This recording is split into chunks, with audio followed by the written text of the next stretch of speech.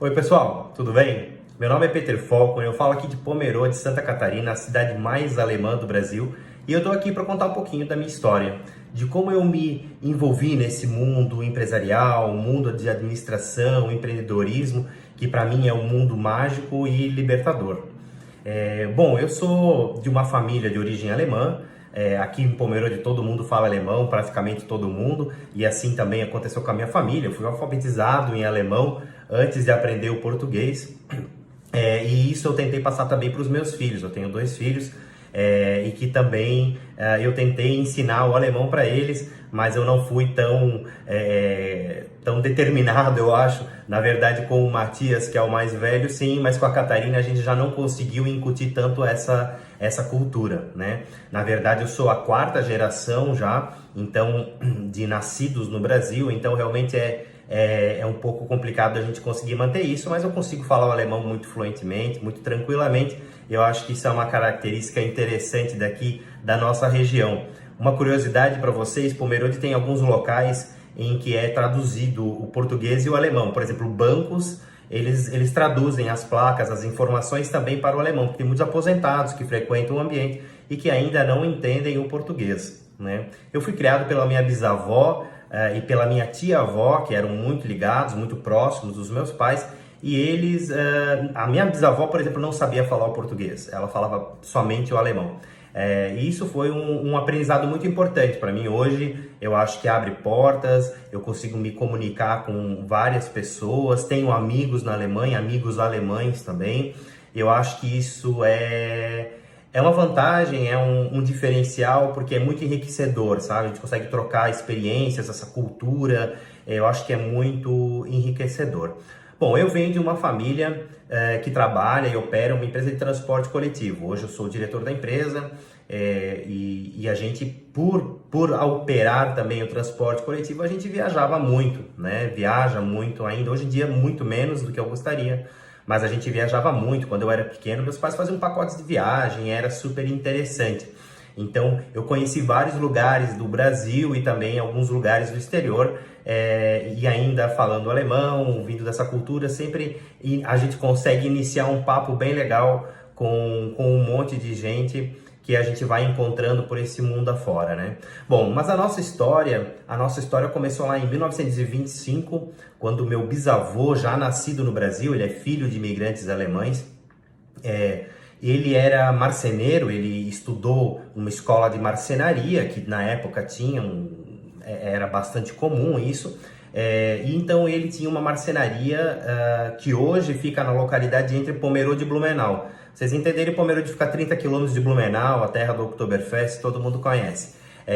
E a nossa empresa fica em Pomerode, mas Pomerode é emancipada há 61 anos apenas, né? Antes disso, Pomerode pertencia a Blumenau, era uma colônia de Blumenau. E aí, o meu bisavô, ele tinha essa marcenaria, então, em Blumenau, mas já atualmente em Pomerode, e ele ia para o centro da cidade, sempre para pegar insumos para a própria marcenaria dele, e na época ele tinha um caminhão. E aí os vizinhos foram pedindo, poxa, eu precisava pegar alguma coisa na mercearia lá do centro, eu precisava ir para o centro para, sei lá, resolver algum problema, e eles começaram a pedir carona para ele. E ele dava carona para os vizinhos, mas ele não tinha onde colocar os vizinhos dentro da cabine do caminhão. Então ele começou a abrigar as pessoas em bancos de madeira que ele adaptou na caçamba do caminhão, na lateral do caminhão. Então assim ele começou a transportar essas pessoas para o centro de Blumenau e voltando de novo para a localidade onde eles moravam, que é uns 30 quilômetros mais ou menos dali do centro. Então, assim começou a nossa empresa de ônibus, a nossa empresa de transporte coletivo. Meu bisavô, Ernesto Folkmann, era um visionário realmente, ele era empreendedor, ele tinha um negócio, vislumbrou uma oportunidade de um outro negócio, agarrou aquilo ali com unhas e dentes, e aí em 1925 ele começou a operar linhas regulares, né, dele, uma de ida e uma de volta à tarde, uma de ida de manhã e uma de volta à tarde, porque essa distância de 30 quilômetros era totalmente estrada de chão, então tinha uma série de imprevistos, né, ou de dificuldades nesse deslocamento. E aí ele foi comprando caminhões maiores, ele foi adaptando bancos melhores, colocou toldo nas laterais para chuva não molhar os passageiros, e assim ele foi fundando a nossa empresa de transporte coletivo. É muito legal essa história, porque ela é muito curiosa, ela mostra muito bem como é a oportunidade que a gente às vezes deixa passar na vida, sei lá, não observando alguma coisa, né? E ele simplesmente ele observou, agarrou aquela ideia com unhas e dentes e formatou uma empresa de ônibus.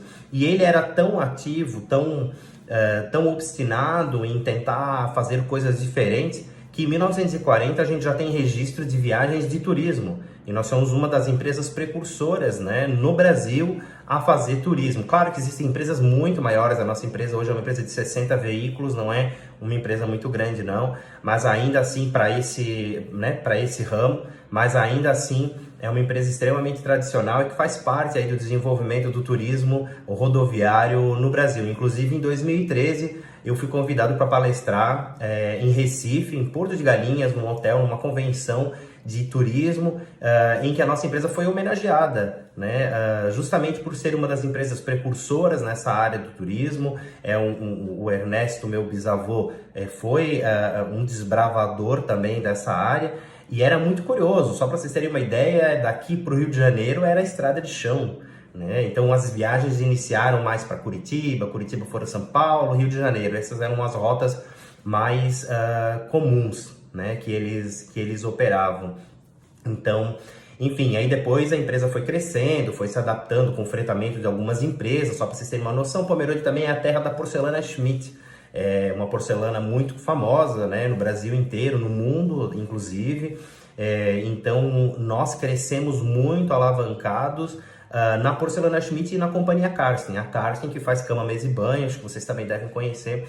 Então são empresas que ficam aqui na nossa região e que são nossos clientes até hoje, né? Infelizmente a porcelana Schmidt não está mais operando com a fábrica na cidade, eles apenas têm uma loja de fábrica aqui, mas ainda assim são empresas que foram as que alavancaram a economia do município e também alavancaram a nossa empresa naquela ocasião. Hoje as coisas mudaram muito, né? Hoje a gente opera linha regular, intermunicipal, linha urbana, continuamos com turismo também, tínhamos agência de viagem, mas nós abandonamos, né? Então a gente, na verdade, está mudando um pouco o nosso foco. Mas é muito legal essa história, porque realmente mostra que a nossa empresa tem 95 anos, ela fez 95 anos esse ano em setembro, nós somos mais antigos que o próprio município de Pomerode, mas ainda assim a gente continua em constante alteração, em constante mudança, né? E o transporte público é um desafio muito grande. Eu acho que o transporte público é uma commodity, de certa maneira, é muito motivo de reclamação o tempo todo, porque as pessoas não têm no Brasil a cultura de usar o transporte público, é extremamente tarifado, extremamente taxado, então é controlado pelo governo, então é realmente uma atividade muito desafiadora e a gente precisa estar se movimentando o tempo inteiro, né? Bom, gente, essa é a história da minha família, um pouco, né, da empresa da qual eu hoje estou como diretor. Mas eu comecei os meus estudos também aqui em Pomerode, numa escola da Igreja Evangélica, a única escola particular que existia na época. Era uma escola da igreja, a igreja tem uma associação que rege a escola, o hospital da cidade, o único hospital da cidade, e também a igreja com as suas comunidades, né, locais em cada bairro. Então, eu estudei a vida inteira nessa escola, na escola Dr. Blumenau. Era uma escola que tinha uma forte influência alemã, logicamente, né? Ela foi, inclusive, por muitos anos, ela teve convênio com o governo alemão, que mandava materiais, mandava professores. Então a gente tinha professores de alemão que eram da Alemanha mesmo, que moravam aqui em Pomerode, para poder estar trabalhando nessa escola. Então é muito legal, porque uma cidade tão pequena ter tido uma oportunidade de ensino tão boa é realmente algo desafiador, né? Na minha época, quando eu fiz o vestibular no ano 2000, eu sou da turma do terceirão 2000, a gente acho que teve 100% de aprovação no vestibular, né? O colégio era extremamente rigoroso, extremamente rígido com suas tarefas, com seus estudos, e com certeza é um colégio aí que continua tendo bons índices, né, de aprovação no vestibular.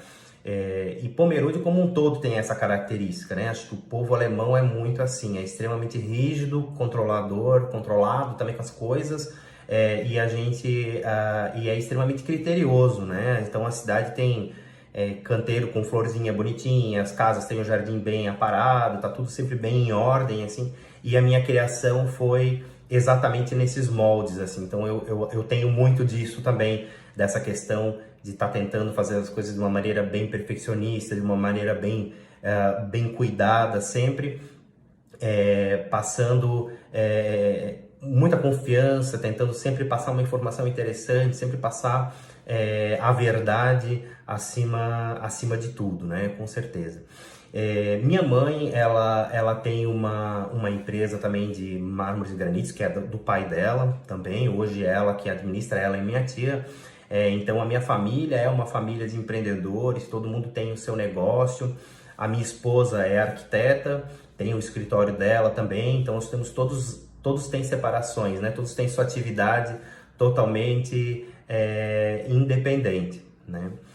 Eu fiz faculdade em Itajaí, na Univale, eu sou formado em administração e também bacharel em comércio exterior. Eu fiz 2 graduações, né? Na época era bacharelado, tinha como ser só uma especialização, mas eu acabei fazendo bacharel nas duas situações. E eu tenho o MBA pela Fundação Getúlio Vargas em gestão empresarial, que é o que eu realmente gosto. Eu gosto de gestão empresarial. Eu comecei fazendo comércio exterior, mas eu achei muito burocrático, achei que a gente tem pouco espaço para criar. Tudo bem, era a minha visão da época, acho que não é bem assim, mas era a minha visão da época. E aí eu acabei fazendo administração, fiz vestibular de novo e fui fazer administração, que era o que eu realmente gostava. E o meu grande sonho era trabalhar na empresa do meu pai, né, da família do meu pai. Porque era uma empresa de destaque, uma empresa de muitos desafios também, e que com certeza me proporcionou um grande aprendizado. Como a minha família toda é empreendedora, né, trabalha em empresa, tem seu próprio negócio, o meu maior sonho era poder ter o meu próprio negócio, trabalhar, ser independente, tomar as decisões, né? Eu sempre fui muito de liderar os grupos, era meio natural isso, assim, de estar sempre querendo fazer as coisas fluírem, né? As coisas acontecerem. Então, eu acabei me formando na faculdade em 2004, 2005, e aí voltei para Pomerode, trabalhei na empresa da minha mãe por 2 anos, juntei dinheiro e fui fazer um intercâmbio nos Estados Unidos. Foi a melhor coisa que eu fiz na minha vida. Então, eu fui para os Estados Unidos, eu fiz um intercâmbio, foram só 6 meses, mas foi uma época muito engrandecedora de experiência, não só de cultura, mas de experiência de vida também, né? Querendo ou não, eu vivo nesse ambiente muito controlado, né? Uma cidade pequena, todo mundo se conhece, trabalhando com o pai, trabalhando com a mãe, então todo mundo pensa, poxa, né? E para mim, me lançar assim fora do país foi realmente muito legal. Eu fui para os Estados Unidos, eu fui para o estado de Maryland, a cidade era McHenry, uma cidade super pequenininha também, mas a gente passava o final de semana em Washington, ia para Nova York com frequência também, porque não era tão longe.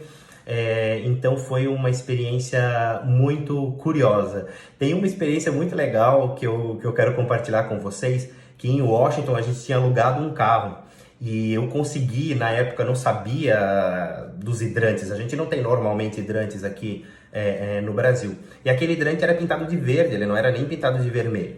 E tinha só aquela vaga bem na frente do nosso hotel. E eu, nossa, que legal, com mais 4 amigos dentro do carro, fui estacionar bem na frente daquele hidrante, entramos no hotel, dormimos, no dia seguinte nós queríamos ir embora, e o meu carro não estava mais lá, o meu não, o locado, né? Não estava mais lá. E a gente tinha feito compras, tinha um monte de coisa dentro do carro, cara, foi um desespero, assim, todo mundo, meu Deus do céu. Enfim, em resumo, fui parar na delegacia nos Estados Unidos, por simplesmente não ter me atentado à legislação deles. Claro, a legislação de estacionar na frente de um hidrante foi uma besteira, enfim. Mas eu, inclusive, o sistema, a legislação americana, quando você comete alguma infração dessa, você vai para julgamento num tribunal. Claro que é um julgamento mais simplificado, né?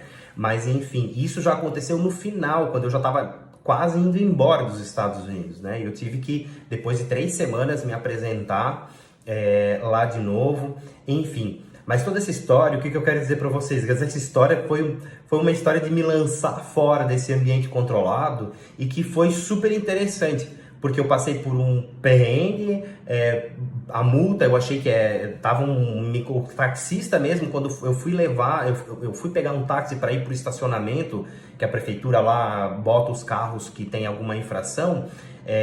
O taxista foi dizendo, você vai pagar uns $500, você vai ter que pagar guincho, você vai pagar estacionamento, você vai pagar multa, enfim. Então no fim começou a dar aquele desespero, né? Mas o julgamento foi super tranquilo, eu consegui não precisar comparecer e eles converteram numa multa de $50, então eu fiquei super feliz na época, consegui escapar e consegui resolver meus problemas. Mas enfim, isso é só um dos exemplos de que quando a gente realmente se lança para alguma coisa, a gente se joga no mundo, se joga no mercado, se joga no mercado de trabalho, alguma coisa que não seja um ambiente tão controlado, certamente saem algumas experiências super enriquecedoras, né?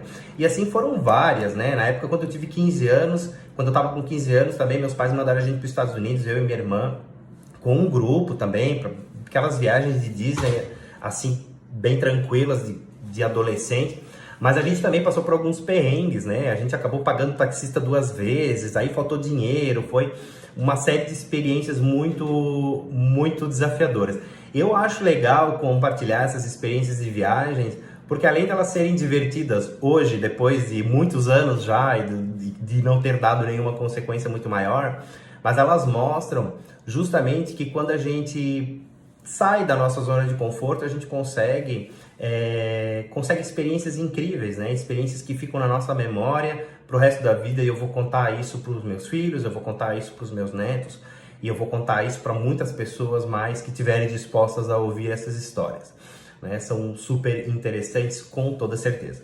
Bom, gente, aí eu voltei dos Estados Unidos depois desse tempo, aí eu já namorava uma menina aqui no Brasil, que hoje é a minha esposa, e a gente acabou fazendo uma viagem em família. Então a gente ainda foi para a Europa, a gente ficou quase 1 mês e meio ainda na Europa, viajando de mochilão, dormindo em hostel, curtindo ainda o resto das férias lá na Europa. Então no ano de 2008, que foi isso, eu acabei voltando para o Brasil em junho, por aí, eu acho, julho, por aí. E aí, depois em outubro, eu fui acompanhar um grupo da nossa empresa no Chile, a gente ficou mais 28 dias no Chile. Então, também eu voltei para o Brasil, eu pensei, não, agora eu vou ficar aqui, vou começar a trabalhar de novo, vou começar a tentar ver meu rumo. E aí, na empresa do meu pai, eles estavam precisando de alguém para acompanhar esse grupo. E como eu tinha experiência em viagem, já viajava desde criança, eu acabei,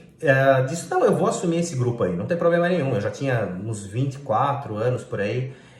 Eu disse, eu vou fazer, não quero saber, vamos embora. Então eu entrei no ônibus também, mais uma vez eu me lancei, assim, quando eu cheguei para receber as pessoas, que a gente entrou no ônibus, a viagem foi toda rodoviária, então a nossa empresa é rodoviária, o foco era esse. Enfim, então fizemos uma viagem de ônibus, tá? No Chile quase que inteiro, a gente foi até na metade do Chile, a gente não chegou aí até o sul do Chile, mas ainda assim vimos uma boa parte, e para quem puder eu recomendo muito, porque é muito divertido, é muito legal, o Chile tem paisagens lindíssimas. Mas enfim, então foi mais um desafio que eu acabei assumindo, né? E aí então, quando eu voltei em outubro, final de outubro já, início de novembro, eu comecei. Então eu já estava formado em comércio exterior, já estava formado em administração, já tinha feito meu intercâmbio, já tinha viajado, já tinha me lançado em algumas coisas, enfim, fui querer, lancei um outro desafio para o meu pai. Eu disse, bom, a empresa do meu pai tem mais sócios, é uma empresa maior, era um pouco mais difícil, mas ela estava com alguns problemas, né? Que eu vou relatando em outros vídeos para vocês, que é justamente essa troca que eu quero proporcionar para todo mundo. Como que a gente conseguiu resolver esses problemas e ir fazendo todas essas alterações e mudanças para a gente chegar até onde a gente chegou hoje. Então eu propus para o meu pai e disse assim, olha, eu vou entrar para a tua empresa 6 meses, você não precisa me pagar nada, eu quero só fazer uma organizada aqui, mudar alguns processos. Enfim, a minha avó ainda era diretora da empresa naquela ocasião. Então, meu pai era gerente da empresa, tocava junto com ela, fazia muitas coisas, mas ela ainda era quem tinha o controle das coisas. E aí eu comecei a implantar alguns processos do que eu tinha visto na faculdade, do que eu fui fazendo, a minha experiência fora, porque quando eu trabalhei fora, eu tive um contato muito próximo com o RH, lá do meu emprego nos Estados Unidos, né? Então, no fim, eu mudei de função 2 vezes dentro do negócio, como eu era um dos mais velhos já, na época tinha muita gente de 18, 19 anos, eu já tinha 22 ou 23 por aí, eu acabei conseguindo assumir, então assumi o fechamento de caixa de alguns setores, então eu consegui adquirir alguma experiência legal, mesmo no RH de lá, de como funcionava a legislação e também alguma coisa do fechamento de caixa que eu fiquei acho que um mês só trabalhando com isso, mas ainda assim foi legal. Então eu voltei para a empresa do meu pai, eu acabei tentando pensar, não, eu não vou ser mais um aqui, eu tenho 6 meses para mostrar meu trabalho, eu tenho que dar um jeito, eu tenho que conseguir fazer essa empresa mudar, né? A gente conseguir fazer mudar, a gente conseguir fazer as coisas melhorarem, enfim. Aí eu fui fuçando, fui buscando, eles não tinham informações muito bem mapeadas da empresa familiar, de um controle mais rígido, né? Enfim. E aí eu acabei implantando algumas alterações, e aí esses primeiros 6 meses a minha avó acabou saindo da empresa, né? Naquela ocasião, por ter entendido que não cabia mais, né? Ela não era muito idosa na época, ela tinha acho que 65 anos por aí, 67, uma coisa assim, eu não lembro de cabeça agora, mas ela, 65, eu tinha 25, ela 65, tá certo. Então ela acabou saindo da empresa, pensou, não, tudo bem, acho que a gente precisa implantar processos mais modernos, enfim, e ela abriu o guarda. E aí eu comecei a assumir, claro, minha tia também trabalhava lá, meu pai trabalha lá, o primo do meu pai trabalha lá, prima do meu pai trabalhava lá também, então eu fui lidando com essa questão familiar toda, com os sócios, e eu fui implantar primeiro um setor de RH, que a gente não tinha isso dentro da empresa, a gente tinha isso terceirizado. Então eu fui começando a fuçar, a montar, a esquematizar, e a empresa naquela ocasião tinha muitos problemas com ações trabalhistas, porque o controle de jornada para motorista de ônibus, quem entende um pouquinho, é um pouco difícil. Eu também vou contar isso em outros vídeos para vocês com bastante detalhamento. Mas enfim, então era um pouco complexo, a gente não sabia ao certo, eu não sabia nem por onde começar, né? Então, com 25 anos, com um desafio enorme pela frente, estabelecer essa situação do RH dentro de um conflito enorme, justiça do trabalho o tempo inteiro. Então foi mais um desafio que eu encampei, assim, que deu super certo. E aí passaram esses 6 meses, meu pai logo disse, não, fica aqui, eu preciso de você, eu preciso de alguém para trabalhar aqui comigo. E foi uma das frases que me marcaram quando um advogado, amigo do meu pai, que também prestava serviço pra gente, ele falou para mim assim, olha, teu pai não vai mais ficar na empresa se você não estiver aqui. E isso para mim foi muito engrandecedor, assim, nossa, chega a me emocionar, porque foi muito legal esse reconhecimento do meu pai também, sabe? E eu sei que foi um reconhecimento sincero, ele não falou para mim aquele jeito mais alemãozão, assim, ele não falou para mim, mas ele falou para um amigo dele e disse assim, olha, tá muito legal os processos que o Peter tá implantando aqui dentro da empresa, a gente tá conseguindo melhorar muita coisa, poxa, que legal e tal. Enfim, então foi aquela injeção de ânimo, sabe? Um sangue novo, novas ideias, novas metas, novos objetivos, novos procedimentos. Eu fui trazendo e aplicando o que eu tinha visto na minha viagem, fui aplicando o que eu tinha visto na faculdade, o que eu tinha aprendido. E eu também tinha feito uma experiência de trabalho lá em Itajaí, numa empresa de setor de alimentação, né? Era uma distribuidora gigantesca de alimentação. E lá a gente também teve alguns perrengues, assim, simplesmente o RH foi demitido enquanto eu estava lá de estagiário. No fim eu tive que meio que segurar as pontas por um tempo, assim, um mês eu acho que eu fiquei sem nenhum gestor de RH, fazendo toda parte de folha de pagamento, demissão, rescisão, tudo muito pesado, assim, eram 400 funcionários ali, né? Então imagina, assim, eram realmente desafios. Eu acho que a minha vida toda foi marcada de alguns desafios, assim, do tipo, sem pensar muito, vai, faz e resolve. E eu acho que é isso que me motiva, sabe? A gente saber que quando a gente é realmente colocado no fogo, assim, ou outra metáfora, a gente é jogado na piscina, a gente aprende a nadar, né? Você é obrigado a aprender a nadar. E não fica muito na teoria. Eu realmente sempre fui muito para a prática, sempre fui de executar muitas coisas. Eu acho que isso me trouxe uma bagagem para conseguir hoje conversar sobre todas essas experiências de uma maneira muito tranquila, né? De uma maneira muito legal, porque quando a gente enxerga um horizonte muito distante, a gente se desespera. Acho que é natural isso. E comigo não foi diferente, né? Eu vivia com dor de barriga.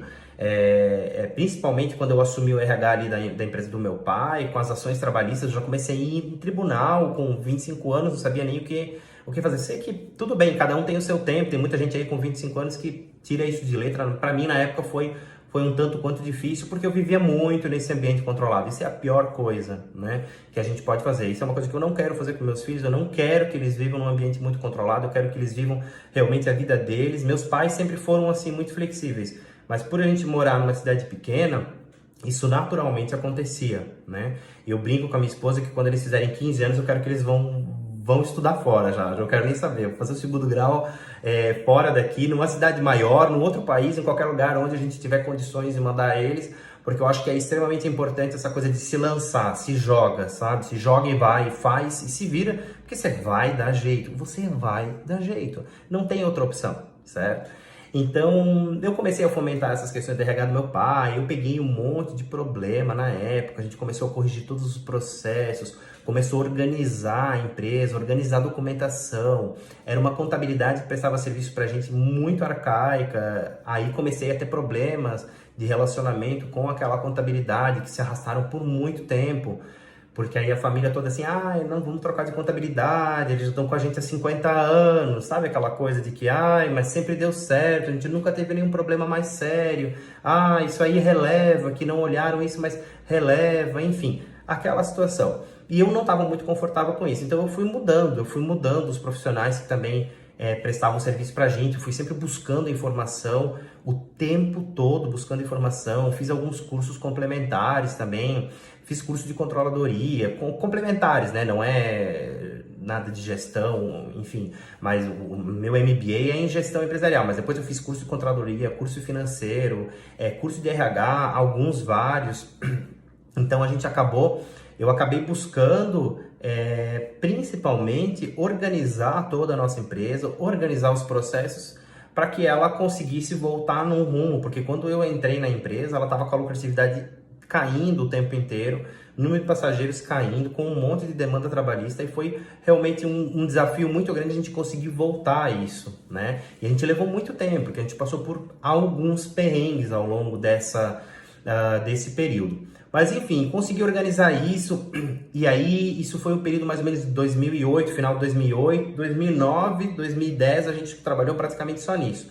2010 eu casei, foi o ano em que eu casei com a minha esposa, saí da minha casa, fui morar sozinho com ela, e aí a gente começou, e eu atuava na empresa em várias áreas, inclusive no comercial também, que era uma área que eu não tinha muita familiaridade, porque eu não tinha nenhuma experiência anterior a isso, né? Tive no RH, tive no financeiro, fazia curso de RH e financeiro, que era uma coisa que eu gostava mais, e a área do comercial eu nunca fui mais. Mas aí a minha esposa e eu um dia cheguei para cá em casa e disse para ela assim, olha, tem um grupo querendo ir para a Europa, a gente conhece a Europa, vários países, esses aqui que a gente vai visitar, a gente conhece, vamos fazer? Ela falou, vamos fazer. Minha esposa é arquiteta, nunca tinha organizado um grupo, e a gente organizou o grupo de viagem. Claro, tem um comercial da empresa do meu pai, me deu alguma força também, mas eu fiz a grande parte disso tudo sozinho. Fui pesquisando o roteiro, fui reservando os hotéis, fazendo dentro do nosso esquema, da nossa estrutura que a gente tinha, mas eu fui organizando. E aí em 2011, eu e minha esposa levamos um grupo de 44 pessoas para a Europa, coordenamos esse grupo também, ficamos 20 dias na Europa, mas deu tudo certo, foi super legal, foi mais uma vez uma experiência super enriquecedora. E eu trabalhei algum tempo também com a minha esposa, assim, trabalhei não, na verdade eu só ajudava um pouco no escritório dela, no início tentava dar umas dicas, dava uns insights para ela, né? E inclusive um dos motivos de eu estar querendo compartilhar aqui na internet com todo mundo essa minha experiência é porque minha esposa muitas vezes me perguntava muita coisa e ela dizia para mim, nossa, por que você não compartilha isso? Você fala algumas coisas que para você são muito naturais, mas para mim não são, né? Então ela às vezes reclamava comigo que eu achava, poxa, mas isso aí é óbvio. Ela, não é óbvio, pra gente não é óbvio. E aí eu comecei a pensar, poxa, mas realmente talvez esse aprendizado dessas experiências malucas que eu já tive aí na minha vida, mesmo com viagem, me lançando na empresa do meu pai na cara e na coragem, né?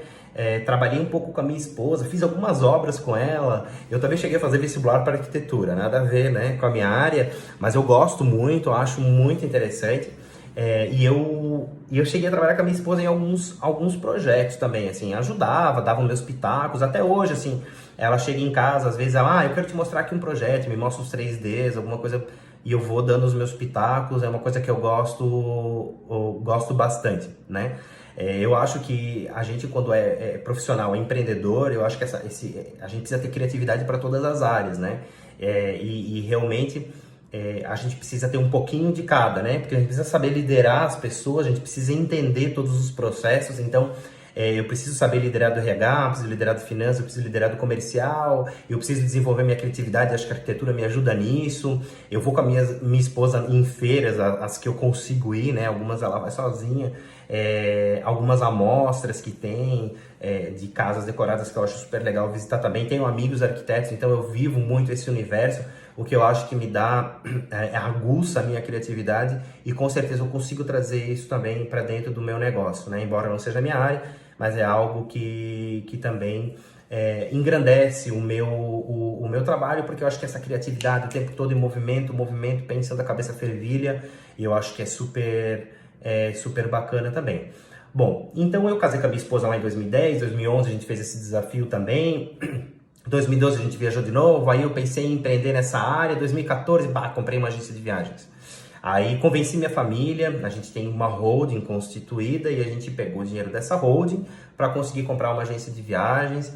E aí, eu vou querer fomentar a agência de viagens e tal. Só que, quando a gente comprou essa agência de viagens, a gente estava enfrentando uma turbulência muito grande na nossa empresa, que era a influência negativa dos sindicatos laborais, né? Foi uma experiência muito ruim. Eu também vou fazer um vídeo só dedicado a isso, porque eu acho que quem passa por uma experiência como essa realmente se fortalece demais, né? Hoje eu digo que eu me fortaleço, na época eu não sei se eu estava pensando bem assim, mas a gente então passou por toda essa turbulência sindical e eu pensei, não, eu não quero mais empresa de ônibus, não dá mais, eu não aguento mais isso, eu vou abrir uma agência de viagens. E aí a gente comprou uma agência de viagens, já tinha uma cartela de clientes, business, enfim, né? Tinha um foco muito forte em indústrias, pessoas que viajavam para convenções, congressos, emissão de passagem, reserva de hotel, aluguel de carro, seguro viagem, a gente fazia tudo.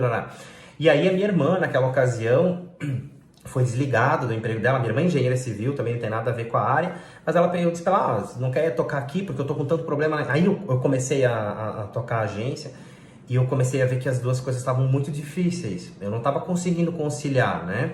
E aí eu chamei minha irmã e disse, olha, não quer, toca a tua agência, então eu vou ficar na empresa de ônibus, que eu não estou conseguindo conciliar as duas coisas. E realmente foi assim, a melhor coisa que eu fiz foi a separação, porque eu estava ficando meio maluco, né?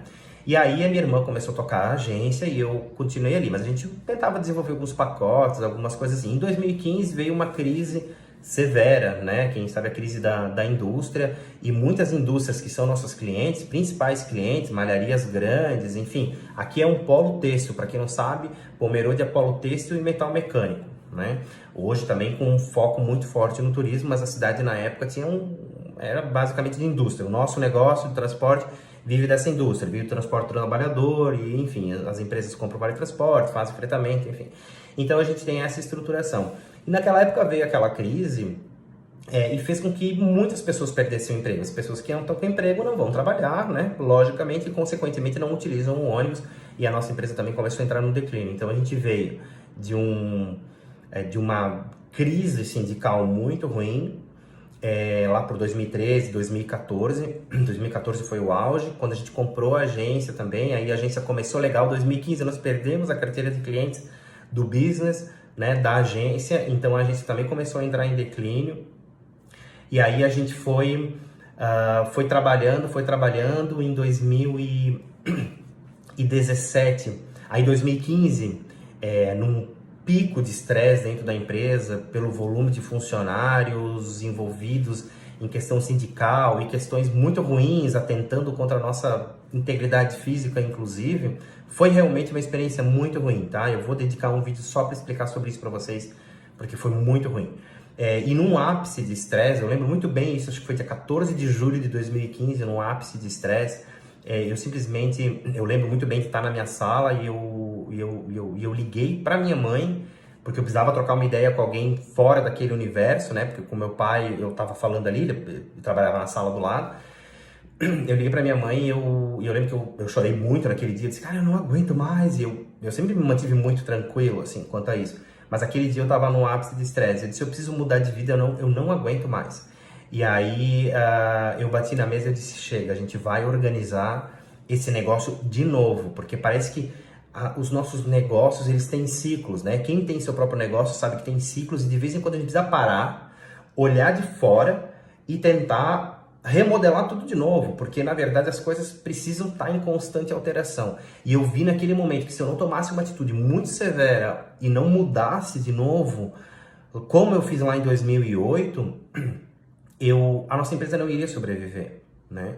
E aí imagina a minha responsabilidade, uma empresa de 90 anos, naquela ocasião tinha 90 anos, simplesmente deixar as coisas morrerem por uma questão sindical seria muito banal, muito horrível, né?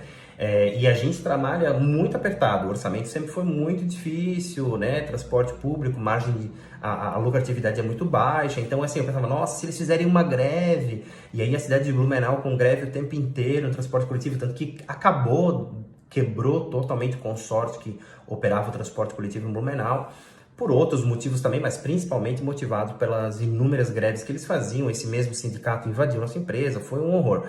Enfim, naquele dia eu lembro muito bem de eu ter batido na mesa e disse pro meu pai, ó, chega. Eu disse assim, ó, a gente precisa organizar nossa empresa e ver o que dá lucro e o que não dá mais lucro fora. Porque até aquela altura eu pensava assim, cara, tudo dilui custos fixos, não pode perder um contrato, vamos lá, a gente tem que tentar negociar. E muitas vezes baixava preço para conseguir, mas baixava preço da onde, se já era margem muito apertada. Mas eu fazia, porque eu pensava, dilui custos fixos. Posso até estar tido certo em alguns momentos, em algumas épocas, mas naquele dia eu disse, foi o dia do chega, né? E aí eu comecei a replanejar a nossa empresa, né?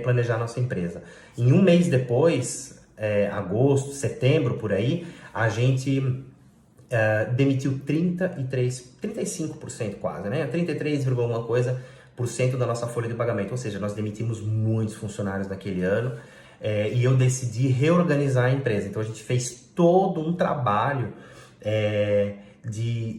de funções, cargos, eu fui reescrevendo todos os cargos de novo, fui reescrevendo todas as funções, fizemos todo um trabalho para reorganizar isso. Só para vocês terem uma noção, na época a gente tinha duas opções, eu comprava um ônibus novo ou demitia todos esses funcionários. Eu optei por demitir esses funcionários, né? Lá em 2015 eu já estava assim assumindo muita função gerencial, eu já não estava mais tanto no RH, né? Eu tinha duas pessoas trabalhando no RH comigo, então eu era gerente de RH, ainda era a minha função, mas eu já estava muito como diretor da empresa, assim, assumindo essas situações.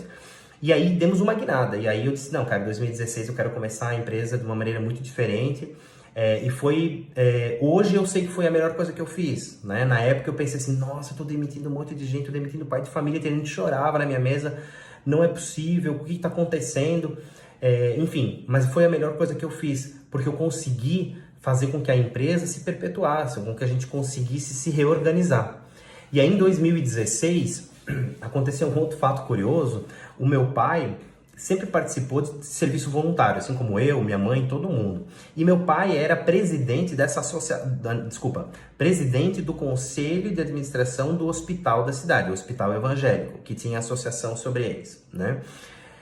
Só que o hospital, o presidente é um cargo voluntário, o diretor executivo, que está lá no dia a dia, é um cargo remunerado. Mas o meu pai era presidente do conselho de administração. Então eles tinham reuniões semanais, e ele, junto com o diretor, que tocava o hospital, junto com a equipe toda, enfim. Mas, em finalzinho de 2015, no meio daquela turbulência toda, o diretor do hospital adoeceu. E ele simplesmente ele adoeceu e aí no final de 2015 ele acabou vindo a falecer. Foi algo muito repentino, né? Muito inesperado, que a gente não imaginava que fosse acontecer. Desculpa, 2015 não, foi em 2016 isso. Foi em fevereiro, ele pediu afastamento do hospital, e aí meu pai tinha que recolocar alguém, porque como presidente ele era o responsável, mas ele não tinha... É difícil achar alguém assim, o hospital tinha um orçamento sempre muito apertado também, então colocar uma pessoa lá de paraquedas, que nunca tinha trabalhado nessa situação, o hospital não tinha fluxo financeiro para contratar um grande executivo, tinha que ser uma pessoa mais local, né? Não dava para pagar a mudança de alguém, um executivo, como a gente vê em grandes empresas acontecendo. Então tinha todo esse desafio do hospital aí na mão do meu pai também, junto naquela turbulência toda da empresa. E eu lembro muito bem que aí em fevereiro de 2016, quando eles já estavam, né, finalzinho de 2015, o diretor se afastou, em fevereiro de 2016, eu cheguei, olhei para meu pai e falei assim, olha, a gente aqui deu uma guinada na empresa, a gente mudou todos os processos, a gente mudou um monte de coisa, eu já estou praticamente trabalhando como diretor da empresa, por que você, que é o presidente do conselho de administração, não vai e assume como diretor? Aí ele falou, mas aí eu tenho que sair da empresa, eu vou ficar o dia inteiro no hospital, eu vou ter que largar a empresa da minha família? Eu disse, não, você não vai largar a empresa, eu tô aqui para cuidar da empresa, eu vou fazer as coisas que têm que ser feitas e você vai trabalhar no hospital. E também, assim, ele iria trabalhar interinamente, até que o diretor afastado se curasse e voltasse à sua função, que era uma pessoa extremamente competente. Só que aí aconteceu que uns meses depois, em 2016, o diretor do hospital veio a falecer, o ex-diretor. E meu pai acabou de um cargo interino, ele acabou ficando lá, né, até o ano de 2020. Então, e eu fui assumindo a empresa, ou seja, mais uma vez eu me lancei naquele negócio, eu sabia o que eu estava fazendo, já tinha conhecimento dos processos da empresa, eu já estava lá, sei lá, 8 anos, né? E estava seguro, mas logicamente é um desafio legal, era uma responsabilidade tanto, tinha sócios, né, família, toda aquela situação, e assumi a empresa e acabei então tocando a empresa, né, no administrativo. Eu e a minha tia, a irmã do meu pai, trabalhava no financeiro, estava comigo esse tempo todo, e o primo do meu pai estava na área de manutenção. E a gente foi tocando a empresa, mas a parte gerencial, administrativa mesmo, sempre foi comigo.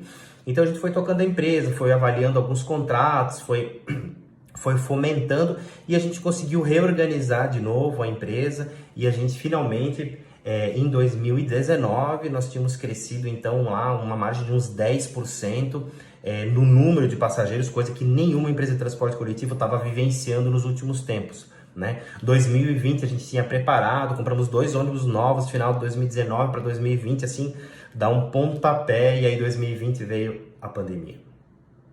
E aí a pandemia fez com que eu tivesse que reorganizar toda a empresa de novo.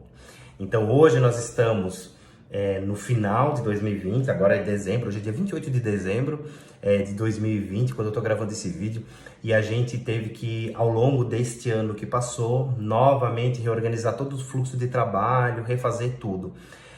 E de uma maneira, eu vou resumir um pouco para não ficar muito longo, né?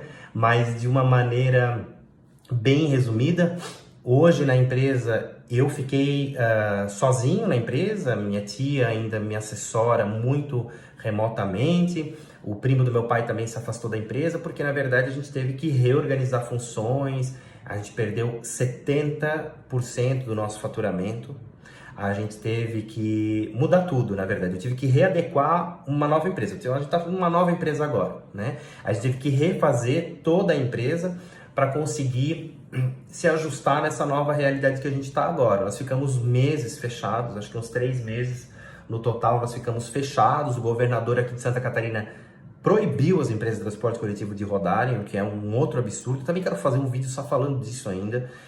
Mas enfim, dessa interferência do governo, sabe? Em cima da cadeia produtiva, em cima das empresas, isso é extremamente nocivo.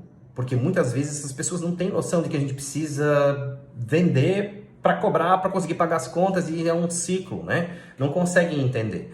O salário dessas pessoas cai, indiferente se eles vendem ou não. Eles fazem o trabalho deles com excelência, mas eles não precisam faturar para conseguir fazer isso. Então, vieram inúmeros desafios aí nesse ano de 2020, e aí eu acabei me reorganizando de novo e me reinventando de novo.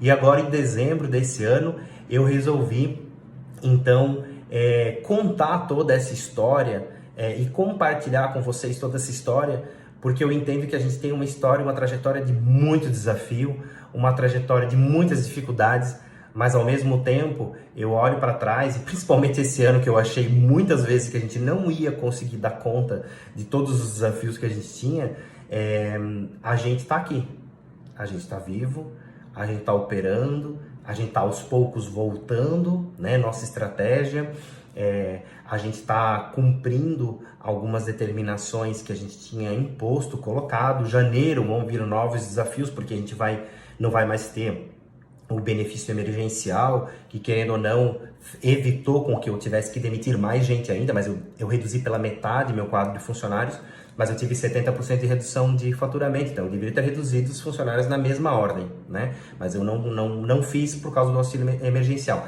Em janeiro a gente vai ter outros desafios, então, mas eu me sinto extremamente preparado, eu me sinto extremamente apto a tocar esses desafios e principalmente em querer compartilhar com vocês, porque eu vejo que esse foi um ano em que muitas pessoas ficaram extremamente depressivas, extremamente estressadas, todo mundo trancado em casa. Quem tem filho, eu tenho 2 filhos pequenos ainda, em casa, eu moro num apartamento, a gente tá assim, né, passou por realmente muitos desafios. Algumas pessoas perderam emprego, outras pessoas não perderam emprego, estão trabalhando o dobro, mas estão trabalhando em casa, enfim, aquela readaptação de vida total. E eu, mais uma vez, resolvi bater na mesa, como eu fiz lá em 2015, e dizer, bom, chega, eu vou mudar de novo, e agora eu vou também querer compartilhar e também querer ajudar outras pessoas, né, contando um pouco da minha história, contando um pouco da minha vivência, contando um pouco do meu conhecimento, que eu tenho certeza que vai ser muito útil para muita gente também, porque essa troca de informações ela é sempre extremamente positiva, tá?